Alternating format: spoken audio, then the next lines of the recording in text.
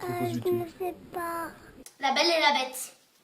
Le premier conte auquel je pense est Blanche-Neige et les 7 nains. Le premier conte auquel je pense, ça va être Cendrillon. Le Petit Chaperon Rouge. Voilà, ça va peut-être pas paraître cohérent, mais je vais dire le Petit Chaperon Rouge. Le Petit Chaperon Rouge. Je sais pas, Blanche-Neige ou les trois petits cochons. Blanche-Neige et les 7 nains. Aucun.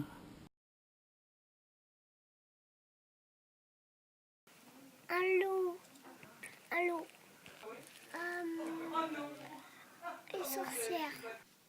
Bah que même si elle est amoureuse d'un monstre, rien ne changera à ses sentiments et que les apparences sont vraiment trompeuses.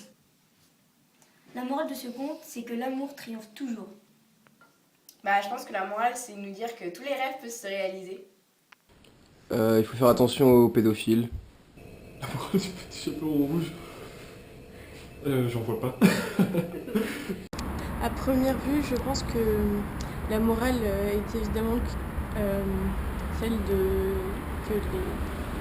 les enfants et en général les filles et les femmes ne doivent pas aller se promener seules dans la forêt entre guillemets où des loups peuvent surgir et les manger.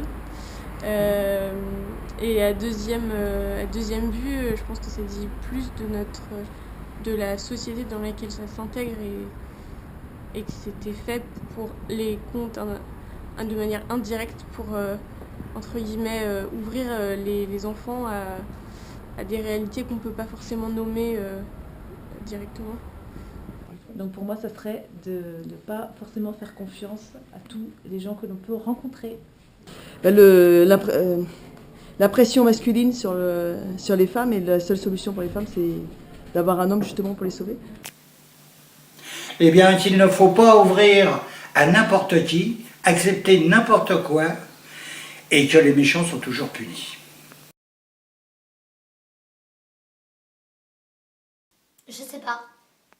Oui, le conte est un enseignement car ça aide aux petits. Ils peuvent s'aider des contes pour grandir dans la vie.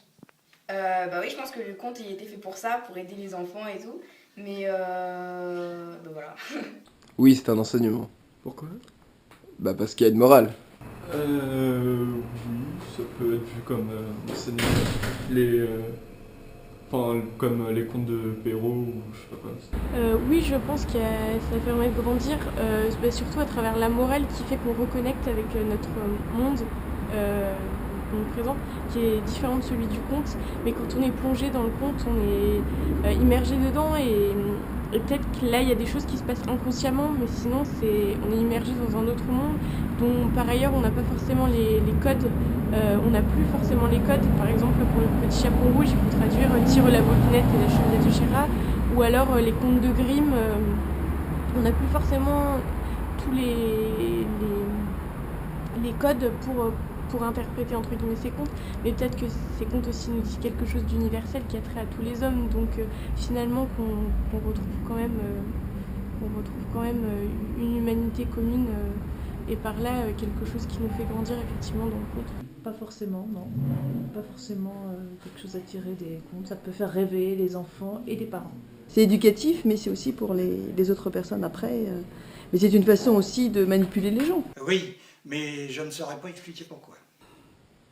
Ça peut faire réfléchir, oui.